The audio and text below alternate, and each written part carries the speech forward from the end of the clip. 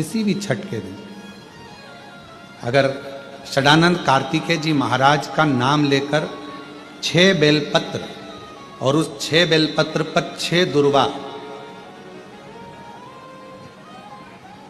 6 पुष्प, 6 अक्षत के दाने रखकर षडानंद कार्तिकेय बाबा के स्मरण कर शिवलिंग की जो जलाधारी है उस जलाधारी पर जहाँ अशोक सुंदरी का स्थान है उसी के पास में कार्तिकेय जी का स्थान है। किसी भी छठ पर यदि आप बाबा को वो बेलपत्र, वो दुर्वा, वो पुष्प, वो अक्षत का दाना 6 समर्पित करते हैं, किसी भी छठ के दिन, षष्ठी के दिन स्कंद भगवान का नाम लेकर, स्कंदेश्वर बाबा का नाम लेकर, कार्तिकेय बाबा का नाम लेकर यदि समर्पित करते हैं तो जिंदगी में कितना भी कर्जा हो वो कर्जा 3 महीने के अंदर समाप्त होता ही है। कितना भी कर्जा। शंकर की कथा इंद्र और इंद्राणी का चरित्र कह रहा है। यो स्वयं इंद्राणी ने कह दिया, स्वयं इंद्राणी ने कह दिया कि शिव गुरु जिसको मिल गया, भगवान शंकर को जिसने अपना गुरु मान लिया, शिव तत्व को, शंकर को जिसने अपना गुरु मान लिया, फिर वो कभी अपने मार्ग से भटकता ही नहीं है। इसलिए शिव के सिवा कहीं दिल ना लगाना, शिव के सिवा कहीं दिल ना। और हम फिर निवेदन करें मेरी जीजियों से, मेरे जीजाओं से, मेरी बेटियों से, बेटाओं से, मेरी माताओं से, यदि संसार सागर में तुमको कोई असली गुरु ना मिले, संसार सागर में तुमको कोई ऐसा गुरु ना मिले जो तुम्हारे मन के हिसाब से ना हो, संसार सागर में कोई तुमको ऐसा गुरु ना मिले जो तुम्हें पथ ना बता रहा हो, सही मार्ग ना दिखा रहा हो, तब तक कोई गुरु मत बनाना। और आखिरी में भी अगर कोई गुरु ना मिले तो शंकर जी के मंदिर में जाना, एक बेलपत्र को सीधे हाथ में लेकर और श्री शिवाय नमस्तुभ्यम ओम नमः शिवाय बोलकर बाबा को बेलपत्र चढ़ाकर बाबा को ही अपना गुरु बना लेना और उसी से गुरु मंत्र बनना, उसी से। कोई नहीं मिल रहा, गुरु का काम है आपके अंदर विश्वास पैदा करना। गुरुवार के दिन आपको यश नहीं मिल रहा तो बेलपत्री के पेड़ के नीचे हल्दी का शिवलिंग का निर्माण करो। हल्दी पिसी हुई हल्दी का शिवलिंग का निर्माण करो, उसका पूजन कर कर घी का दिया लगाकर भगवान शंकर की वही हल्दी का शिवलिंग का तिलक अपने हृदय पर, अपने हृदय पर, चाहे पुरुष हो चाहे स्त्री हो, अपने हृदय पर कंठ के पास उस तिलक को लगाएं और बाबा का विसर्जन उसी बेलपत्री के पेड़ के नीचे जल डालकर कर दें। महाराज यश मिलना प्रारंभ हो जाता है। केवल ये यश के लिए ही नहीं होता, इसका एक क्रम और है। मान लो आप किसी मीटिंग में बैठे हो, किसी अच्छी जगह पर बैठे हो, किसी कंपनी के इंटरव्यू में बैठे हुए हो, आप किसी कार्य के लिए जा रहे हो और वो कार्य बहुत जरूरी है कि इस व्यक्ति से मुझे ये पैसे निकलवाना है, इस व्यक्ति से मुझे ये काम निकलवाना है, और वो व्यक्ति बहुत दिन से हाथ में आ ही नहीं रहा, तो उसके लिए भी ये कार्य किया जाता है। अर्थात कीर्ति शुद्ध हो, पवित्र हो और यश की प्राप्ति। एक भाव वर्णन किया है। एक ही तरह का प्रसाद एक ही पात्र में हम भगवान के शंकर जी के सामने रखे और उसमें हमने बेलपत्री नहीं रखी, या उसको हमने हाथ से 3 हिस्से नहीं करे, या थोड़ा सा भाग हमने अलग नहीं करा, तो उसमें महाराज भगवान शिव के जो गण हैं उनका हिस्सा हो जाता। पहला चंदेश्वर का, दूसरा चंदाशु का, तीसरा चंडाली का, चौथा विश्वसेन का और 5वां चंड का हिस्सा उस प्रसाद में हो जाता। शिव महापुराण की कथा कर रही है, भगवान शंकर का चरित्र कर रहा है कि भगवान शिव के सामने जो भी हम भगवान के सामने प्रसाद रखें उसमें बेलपत्र अवश्य चढ़ना चाहिए, या थोड़ा सा भाग में अंतर कर देना चाहिए। जैसे आप भगवान शंकर के सामने रखें, आपने चिरौंजी रखी, चना रखा, चूरमा रखा, या कोई दही का पंचामृत रखा, उसमें भी आप एक बेलपत्र समर्पित कर सकते हैं। क्यों? बेलपत्र उसमें डाल देने से या भाग विभाजन कर देने से भगवान शंकर के गणों का जो हिस्सा है वो हिस्सा नहीं रहता। फिर आप उसको ले जाकर अपने भाग के अनुसार उसको प्रयोग में ले सकते हैं, आप उसको पा सकते हैं। अब और अच्छे से समझ लीजिए, प्रसाद शिव जी का प्रसाद और अन्य प्रसाद में एक अंतर रहता है कि शंकर भगवान के प्रसाद को आप नहीं भी पाते हैं तो केवल अगर दर्शन मात्र कर लेते हैं तो भी ना जाने करोड़ों करोड़ों पाप हमारे जीवन के समाप्त हो जाते हैं, केवल दर्शन मात्र। है कि शमी वृक्ष की पत्ती को जब कोई नारी, पुरुष, बच्चा, बूढ़ा, जवान उस शमी के पत्ते को बेलपत्र के साथ लेकर जब शिवालय तक जाता है, जितनी देर तक वो शमी का पत्ता उसके हाथ में रहता है, जितनी देर तक शमी का पत्र उसके घर में रहता है, जितनी देर तक शमी का पत्र उसके स्पर्श में रहता है, उतने उतने शरीर के रोग, दुख, ताप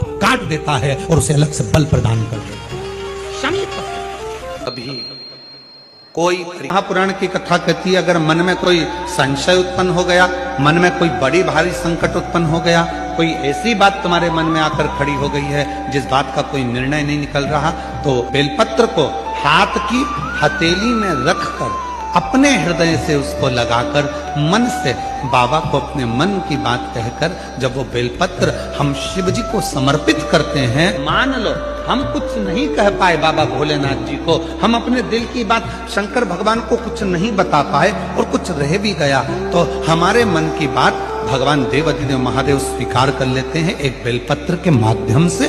जो हम चाहते हैं शिव उसको स्वीकार कर कर हमारी झोली खुशियों से भरना प्रारंभ कर। एक बेलपत्र हमारी पूरी बात को शिव जी तक कह देता। सुंदरेश्वर महादेव इतने सुंदर चेहरे का तेज इतना था मेरे शंकर भगवान का कि मीनाक्षी के सामने जैसे ही मेरे देवाधिदेव महादेव, मेरे महाकाल राजा, मेरे विश्वनाथ, मेरे कृष्णेश्वर नाथ, मेरे भीमा शंकर, मेरे त्र्यंबक नाथ जैसे ही सामने आए, मीनाक्षी के आंख बार बार बंद चालू होने लगी शिव के तेज को देखकर। शिव इतने सुंदर थे, इतने सुंदर। आज भी शिव महापुराण की कथा कहती है जिसके शरीर में काया का रोग हो जाता है, सोराइसिस जैसी बीमारी हो जाती है, खाल निकलने लगती है, चेहरे पर कालापन आ जाता है, आंखों के नीचे कालापन आ जाता है, या शरीर में काले काले धब्बे पूरे शरीर में कहीं पर भी पड़ जाएं, डॉक्टर का इलाज करवाओ, डॉक्टर को शिव मानो, जो दवाइयां दे वो खाओ, जांचें करने की बोले जांचें कराओ, पर साथ में एक काम और करो, शंकर भगवान को 5 बेलपत्र 5 दुर्वा समर्पित कर कर एक ही लोटे से 5 बार थोड़ा थोड़ा जल सुंदरेश्वर महादेव के नाम से चढ़ाओ। कौन से महादेव? सुंदरेश्वर महादेव। जो जल चढ़ाया है उस जल को कटोरी में झेल कर लेकर आओ, 5 दुर्वा में से एक दुर्वा एक बेलपत्र उठाकर ले आओ, बेलपत्री को सुबह के समय खा लो, दुर्वा को प्रदोष काल में खा लो, और वो पानी को पूरे शरीर पर 5 बार लगाना चालू कर दो। शरीर में कितना भी अगर कालापन आ रहा होगा, छट्टे पड़े होंगे, सोराइसिस जैसी बीमारी भी होगी, तो लगभग 1.5 महीने के अंदर पूरा काया ठीक होना प्रारंभ हो जाएगी। सुंदरेश्वर महादेव का इतना महत्व, इतना महत्व। कौन से महादेव? सुंदरेश्वर महादेव। शिव का प्रतिबिंब स्वरूप देखा मीनाक्षी ने, शंकर भगवान का स्वरूप देखा, राजा मलय ध्वज को मालूम पड़ा और राजा मलय ध्वज ने हाथ जोड़कर सुंदरेश्वर महादेव के साथ में मीनाक्षी देवी का मंगल विवाह कर दिया। जब सुंदरेश्वर महादेव के पास में मीनाक्षी जी आई तो शिव जी ने कहा, ए मीनाक्षी, याद करो तुम पार्वती हो, मेरे करीब में बैठकर मेरे त्रिगुणाकार स्वरूप का वर्णन कर रही थी, तुम्हारे मन में भाव आ गया था कि त्रिगुणाकार प्रभु के लिए मैं भी त्रिगुणाकार कोई स्वरूप धारण करूं, इसलिए तुम्हारा जन्म मलय ध्वज के घर में हुआ और तुम्हारे 3 स्तन हुए। 3 स्तन होने पर तुम्हारा एक स्तन मुझे देखकर नीचे गिरा और तुम मुझे सुंदरेश्वर महादेव के रूप में प्राप्त कर ली।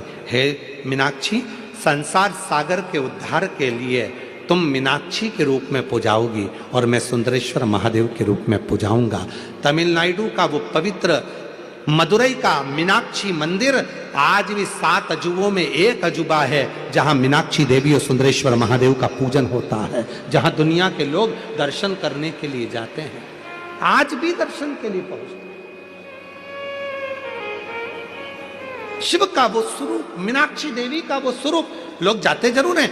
कहां गए थे? मदुरई गए थे। कहां गए थे? तमिलनाडु में मदुरई में मीनाक्षी मंदिर गए थे दर्शन करने का। इतना बड़ा मंदिर, 7 अजूबों में एक मंदिर। कभी मदुरई के उस मीनाक्षी मंदिर का इतिहास थोड़ा तो स्मरण में लाओ कि आखिर मीनाक्षी देवी थी कौन, सुंदरेश्वर महादेव थे कौन, क्यों प्रकट हुए, क्या कारण बन गया था कि माता मीनाक्षी के 3 स्तन हो गए थे, कारण क्या बन गया था, उसका स्मरण अपनी बुद्धि में होना चाहिए। आने वाली पीढ़ी, आने वाले बच्चे जब मदुरई जाएंगे तो आप उनको बता सकती हो कि यह मीनाक्षी देवी का मंदिर है, जो मां पार्वती का स्वरूप था, त्रिगुणाकार प्रभु के लिए त्रिगुण स्वरूप धारण करा था, इसलिए इनके 3 स्तन हो गए थे। बच्चे पूछेंगे मम्मी ये कौन सी माता है जिनके 3 स्तनों का दर्शन होता है?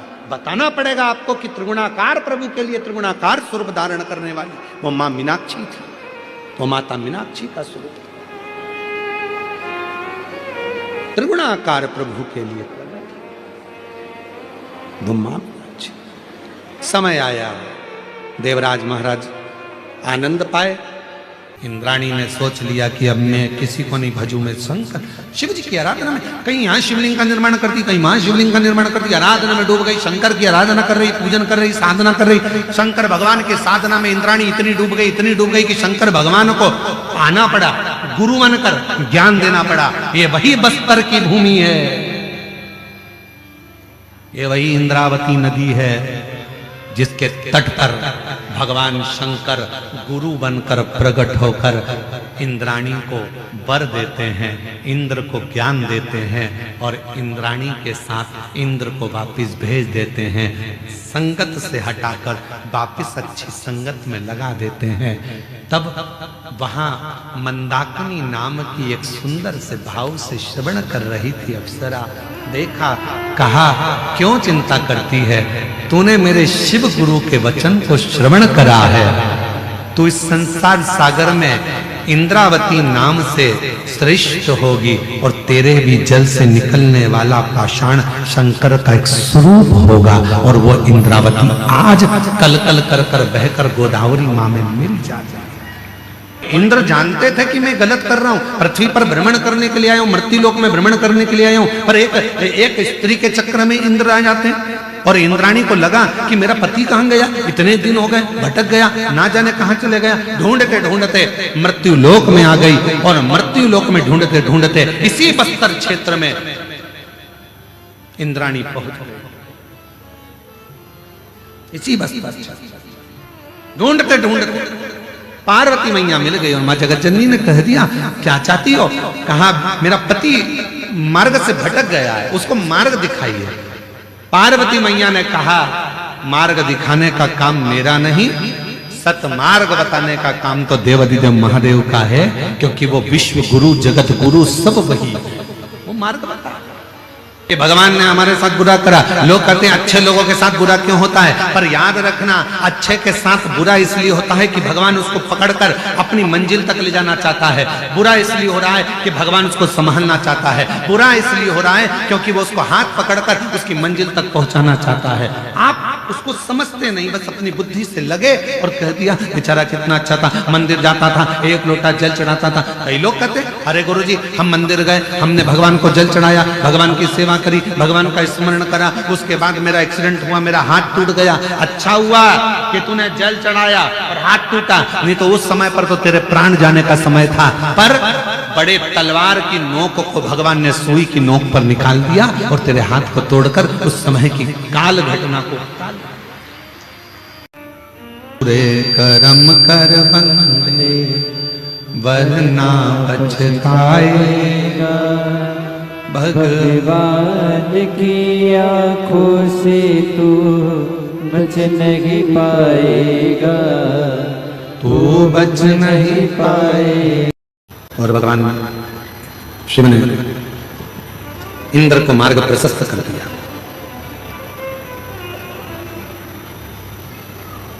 एक रहा जैसे ब्रह्मा जी के मन में शिव के प्रति विश्वास नहीं है।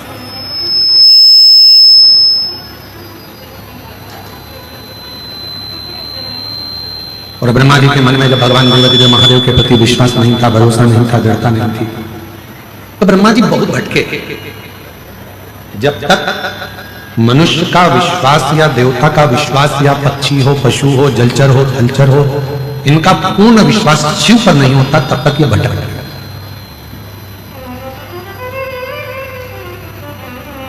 शिवलिंग में चरण ढूंढने का प्रयास मत करो।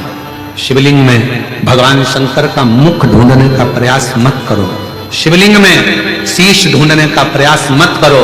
शिव महापुराण की कथा कहती है शिवलिंग में केवल शंकर को ढूंढने का और अपने भीतर की शांति ढूंढने का प्रयास करो तो शिव अपने आप प्रकट हो जाए, अपने आप। हम मंदिर में जाकर भी भगवान के उस मंदिर में हम भगवान को ढूंढने का प्रयास करते हैं।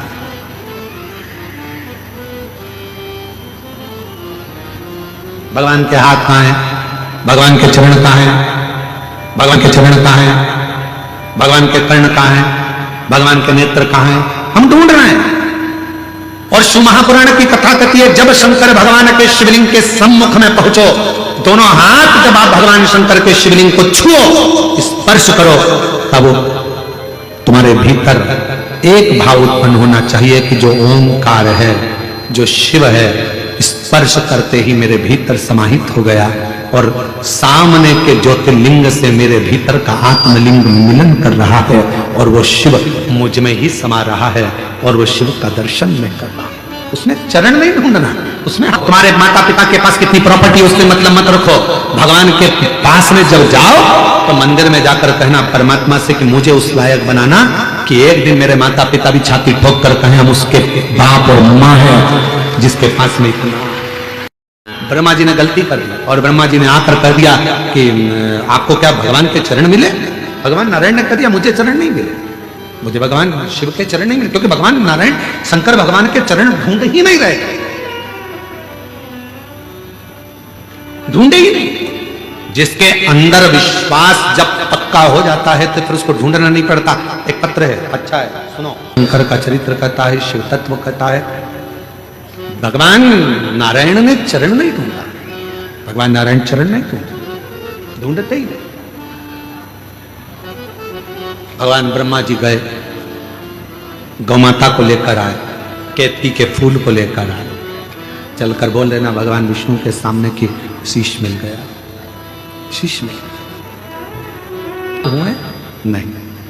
जैसे ही भगवान नारायण ने एक बार सत्य कह दिया, शिव जी के शिवलिंग में से आकाशवाणी हुई है नारायण तुमने मेरे सामने सत्य कहा है, आज से तुम्हारा नाम सत्य नारायण होगा। सत्य शंकर पर चढ़ा देगा, उसे 1000 गौ हत्या के बराबर दोष लग जाएगा। केतकी का पुष्प रो। ब्रह्मा जी फिर झूठ बोले, तब भगवान शंकर ने अपने पांव के अंगूठे के नख को तोड़कर काल भैरव प्रकट कर लिया। काल भैरव से कहा जाओ ब्रह्मा का सिर काट दो जिस ब्रह्मा के मुख से झूठ बोला जा रहा है। काल भैरव ने अपनी चिटी उंगली का नख तोड़ा, ब्रह्मा जी के शीश पर फेंक मारा।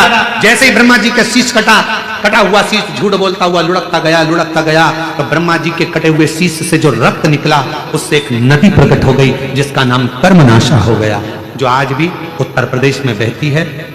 उत्तर प्रदेश गवर्नमेंट ने उस नदी के बाहर बड़े बड़े बोर्ड लगा के रखे हैं, यह कर्मनाशा नदी है।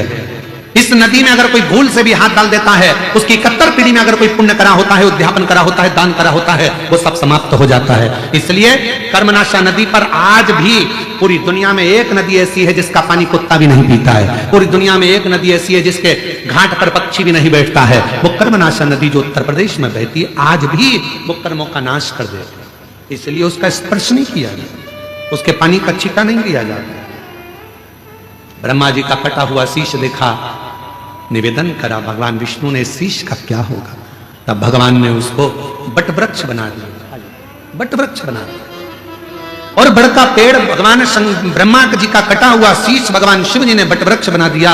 शिव जी का नाम बटकेश्वर महादेव पड़ गया। जोरदार ताली बजाकर भगवान देवादिदेव महादेव का जय घोष हो। अर्धनारेश्वर भगवान पधार रहे हैं, जोरदार ताली बजाकर। देवादिदेव महादेव स्वयं बटकेश्वर महादेव के रूप में विराजित होते हैं। ऐसी पवित्र आनंदमय में अगर किसी का तलाक हो रहा है, छूट रहा है, संबंध खत्म हो रहा है, तो आज भी महाराज श्री हरि और हर इन दोनों का साझा कर कर यदि नंदी से लेकर भगवान शंकर के शिवलिंग तक, नंदी से लेकर भगवान शंकर के शिवलिंग तक एक मौली जो लाल पीला धागा होता है ना, जिसको हाथ में बांधते हैं पूजन के टाइम पर, तो वो लच्छा, वो नाड़ा, वो मौली जो है, वो जो बांधने वाला है, नंदी का जो एक चरण खड़ा हुआ है, बाकी का चरण एक आगे का नीचे दबा हुआ है, पीछे का चरण भी दबा है, पर एक नंदी का चरण ऊपर है। उस चरण से लेकर भगवान शंकर के शिवलिंग तक एक सूत्र को बांधा जाए और उस सूत्र को 7 जगह पर बेलपत्र रखकर उठा लिया जाए, और उठाने के बाद में किसी भी बेलपत्र के वृक्ष के नीचे वो 7 बेलपत्र समर्पित कर कर वो धागा लेकर 7 परिक्रमा अगर बेलपत्र की करी जाए और जिससे संबंध टूट रहा है उसी से वापिस प्रेम बढ़ाया जाए, तो वो स्मरण कर कर अगर 7 परिक्रमा उस धागे के साथ में कर कर हाथ में अगर बांधा जाए, तो कितना भी दम लगा ले कोई व्यक्ति तलाक हो ही नहीं सकता। स्नेह बढ़ेगा ही, प्रेम बढ़ेगा ही, वो टूट नहीं सकता, उसको तोड़ा नहीं जा सकता। माघ महीने की शिव महापुराण कथा का ये कथा 2026 का प्रथम वर्ष है, 2026 का प्रथम महीना है। वाणी में सरस्वती हमारी जिह्वा पर विराजमान होती है।